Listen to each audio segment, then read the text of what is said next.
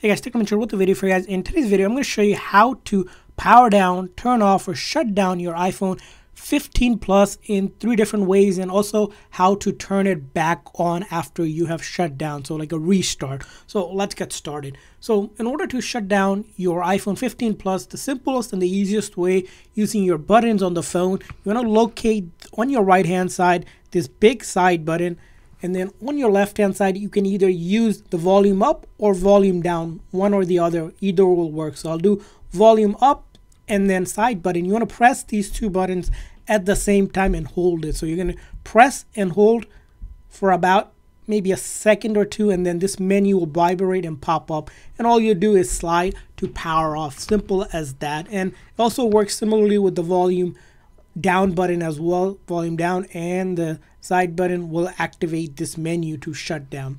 Now the next method you can do is actually using your software of your phone. For some reason, if you can't press it together or one of the button isn't working, you can simply go into your setting of your iPhone and then go to general and go all the way down where it says shut down. If you click on that, as you'll see, the option to slide to power off also turns on. And finally, step number 3, or the third method to shut down, is you can tell Siri to power off your device. So I'll activate Siri here. Siri, power off.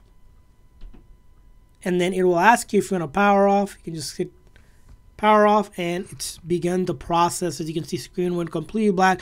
Give yourself about 10 to 15 seconds for it to shut down. And once it's shut down, it's going to be really simple to turn it back on. All you'll do is hold this side button until you see the Apple logo reappear. So we'll see here, we'll press and hold until we see the Apple logo, and then we let go of that button.